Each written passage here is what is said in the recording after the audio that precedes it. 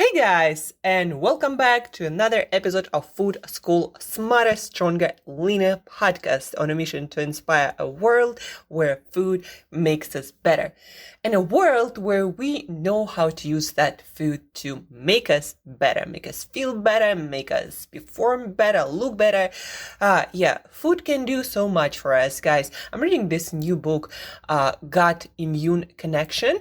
And it's written by this MD gastroenterologist who's been studying gut for like his whole life, 40 something years.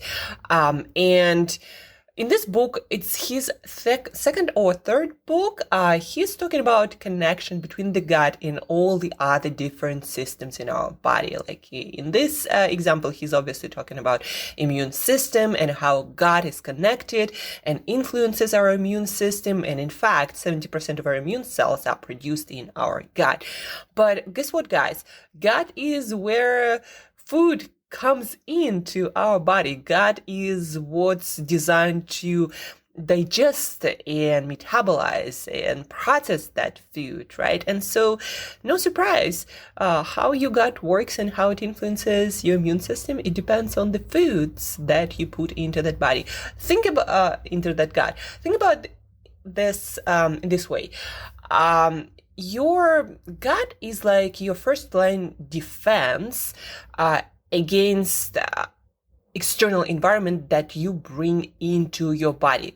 Think about food as external environment that you bring into your body. That's the only thing that you basically bring into your body from outside.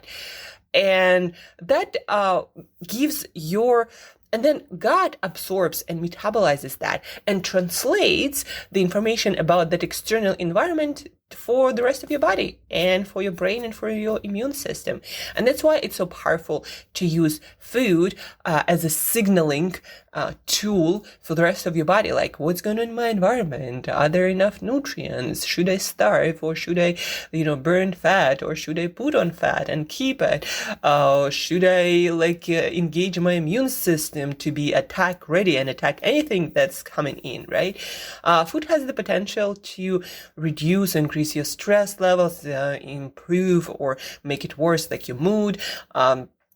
Food affects so many systems in our body through our gut. So never think lightly about food that you put in your body, guys.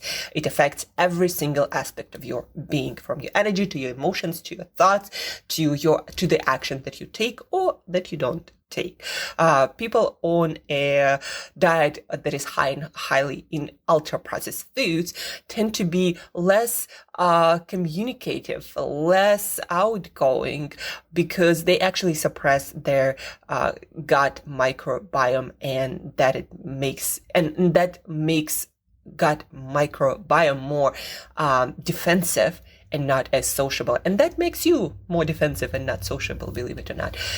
All this research and science and about connection between gut and all the other systems in our body are just now starting to pop up and get more data, but you'll hear more and more about that. So again, don't take your food lightly. Think about what you put in your mouth and on your plate, and I'm going to help you to do that. Think better and think more about that.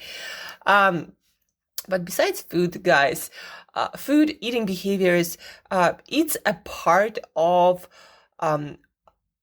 our behavior overall, like how well we can manage ourselves, right? Today is Monday, so it's a little bit of coaching, but it's going to be very useful, guys, for you, especially if you use what you learned today, because I did a live Q&A for a wellness center in London here yesterday. And the most important thing, one of the most important things that I was trying to communicate is knowledge is not power. Like, unless you do something with it, it doesn't have any power in your life. Just because you know something, it's not going to positively affect your life unless you do something with this knowledge, unless you take new actions. So guys, what you learned today, think about it. And if you'd like to improve this area of your life, then take this piece of advice and implement it in your life for a couple of weeks and see how your life changes for the better. So today we're talking about a little bit about eating behaviors, and specifically eating behaviors on weekends, during the weekend. A lot of my clients and friends also, just people in general, I used to be like that exactly, and I worked through that, and that's why I know it's so important to work on that. I'm talking about weekend eating, and for some of you might be drinking behavior. I was never into alcohol because in my family my sister had an issue with alcohol, and it made it really negative thing for me, so I never even touched that. But for you, some of you, you might be drinking, and it's not that I'm thinking, although I do think that everyone should just, remove this poison out of your life. But as a lot of my clients say, I'm not going to be 100% Angela, so please tell me what to do a little bit better, but not perfect. So here is a little bit better weekend. Over the weekend, a lot of people are struggling with maintaining healthier eating habits or not drinking so much, right? And why does it happen? There is a reason, guys. Again, I worked through that. I used to have this pattern where during the weekend, I would go, I would feel like I needed to go all out with food, and I ate too much. Again, I don't drink, so it wasn't my thing, but a lot of my clients, a lot of you guys might be drinking too much, more than you want to drink. And then Monday you wake up and you're like, oh my God, I feel so shitty. Like, I don't want to work out. I don't feel like going to work today. Can I just stay in bed? Like, you might be feeling this way. And if you didn't take care of your health, if you overdid it too much over the weekend, that's a normal thing to feel. Because your body, if you put too much stress on it with maybe some processed foods and maybe a lot of alcohol, your body will feel like you need to recover. And that's why it made you, it makes you feel this way, like that you want to lay in bed and just recover, because that's what your body needs. And that's normal. But the thing is, do you really want to feel like that every Monday and then recover half of the week? And then by Wednesday, you finally get your mojo, you're ready to get after it with full speed, full power.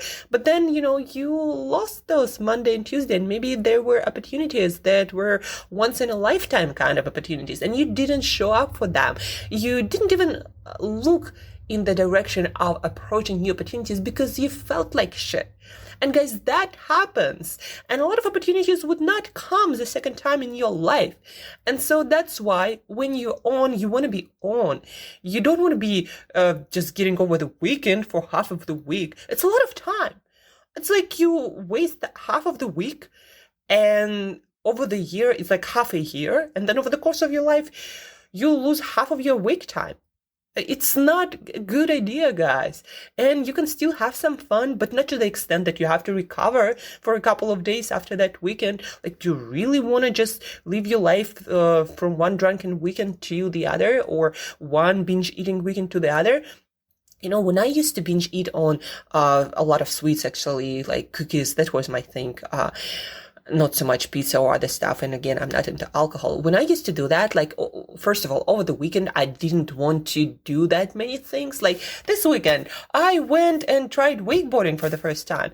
Like, the old me who used to eat a lot of junk on the weekends would not do that, because on Saturday I would eat a lot, and on Sunday I would feel like not seeing many people. I just staying in bed and recovering after all this junk food, not putting on swimsuit and going wakeboarding, right?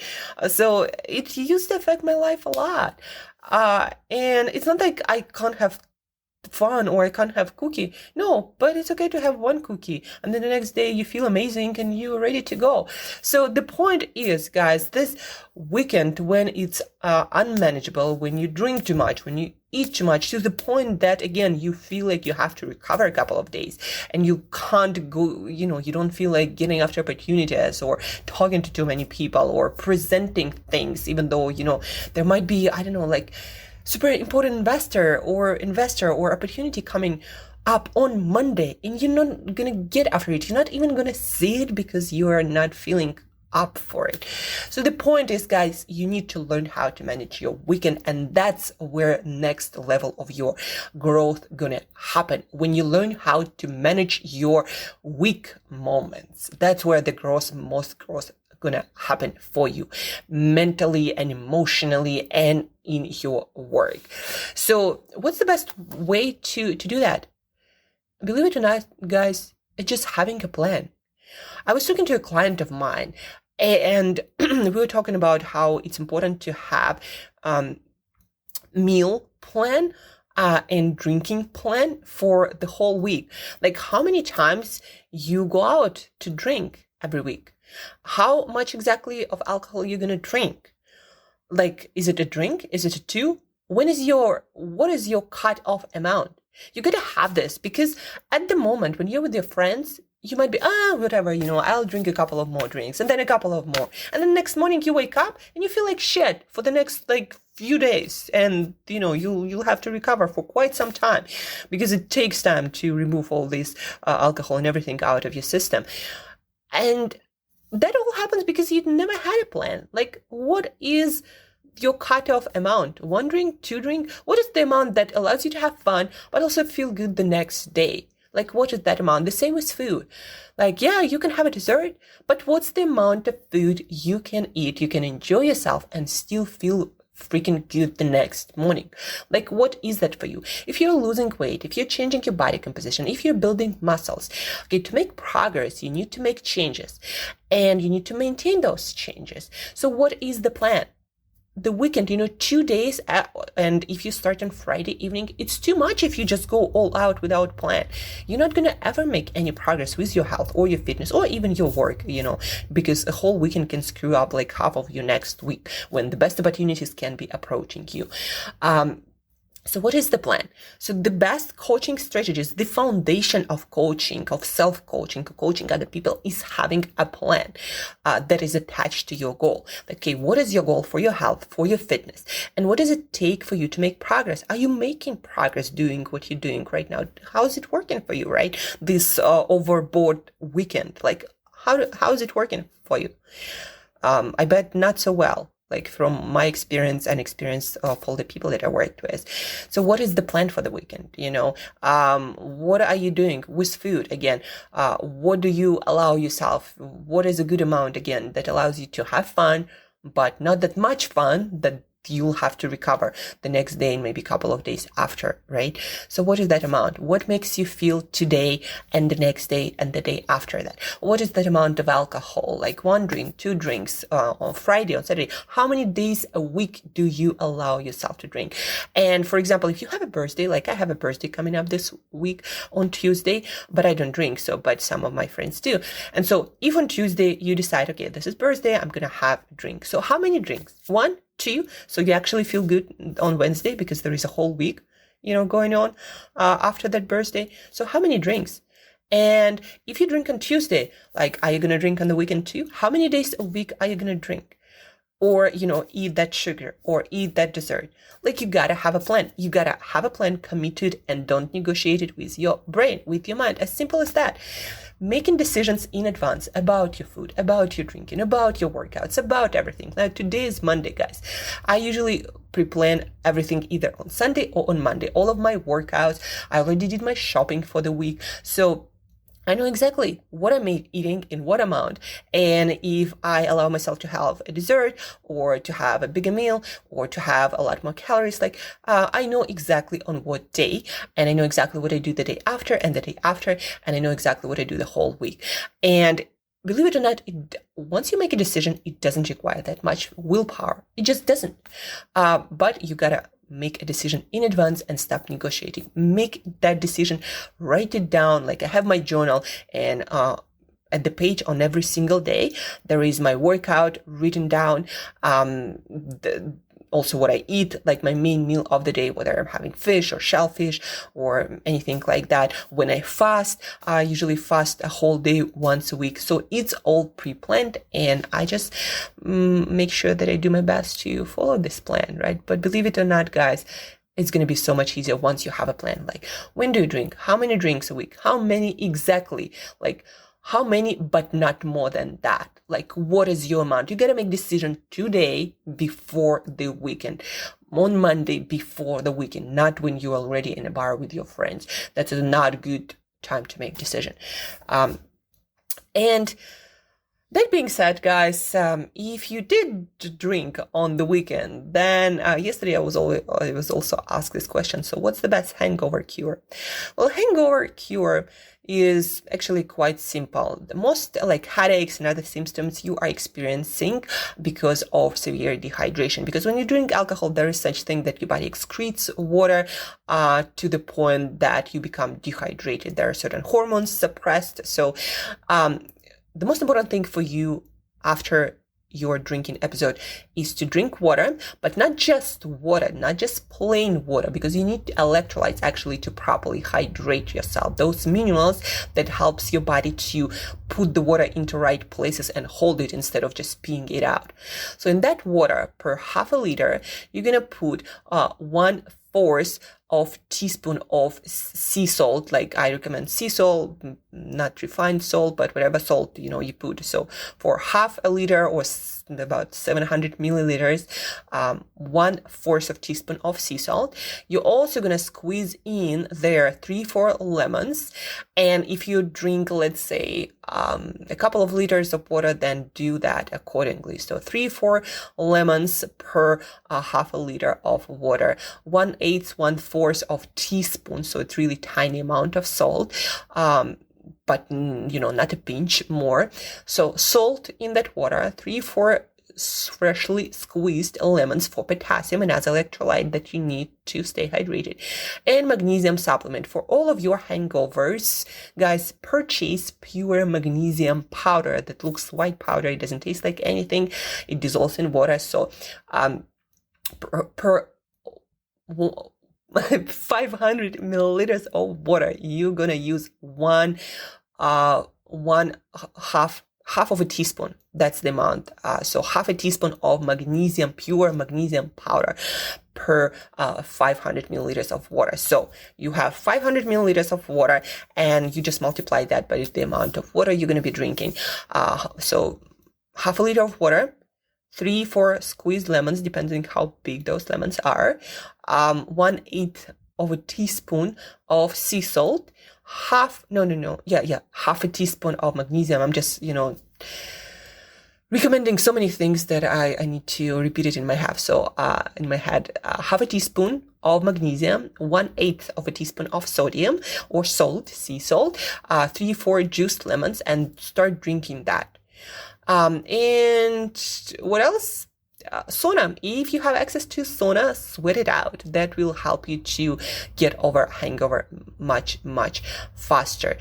So guys, again, but hydrate specifically again with water, with lemon juice in it, with sea salt, 1/8 of a teaspoon, and half a teaspoon of magnesium. Dissolve it, multiply it by the amount of water you're drinking, and you're gonna feel so much better. And in general, in that day, eat a lot of potassium-rich foods, that electrolyte that is needed to hydrate your cells, your brain cells including.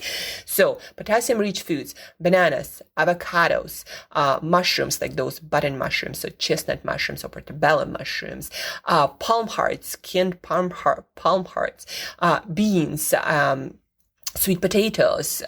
What else do we have here? A lot of fruit like nectarines. Yogurt also would have quite a lot of potassium. So again, bananas, avocados, palm hearts. We get beans, we get sweet potatoes, lots of fruit, berries, some yogurt, plain yogurt, and hydrate.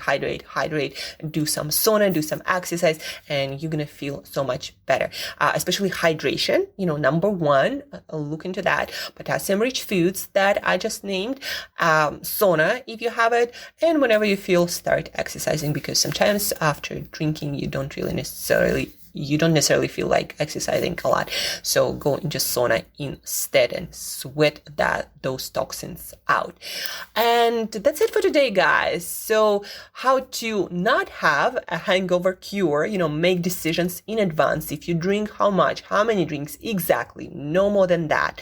If you eat food, like how many pieces of pizza exactly, how many pieces of cakes exactly. So you gotta have that in your mind, and don't negotiate. Make a plan in advance. Make all of your decisions in advance, not when you're at the moment. And then if you did drink too much, then hydrate properly, sweat it out in sauna, eat potassium-rich foods. Re-listen to this episode to hear again all the specifics to do it in the right way. If you need more advice, or if you try it and it works super well, please let me know. I'm really happy to hear whenever somebody tries something that I recommend and they have really amazing, results. Their life got better. So please do share with me your amazing results. Please share this episode with another friend of yours who might be experiencing this weekend roller coaster and who might want to manage their eating and drinking habits over the weekend. So share this episode with them. Let's together help each other. And guys, have an awesome week. Do the planning today for the week and for the weekend. And as usual, guys, thank you for tuning in. Thank you for listening. Thank you for being awesome and working on yourself. And till next time, eat better daily.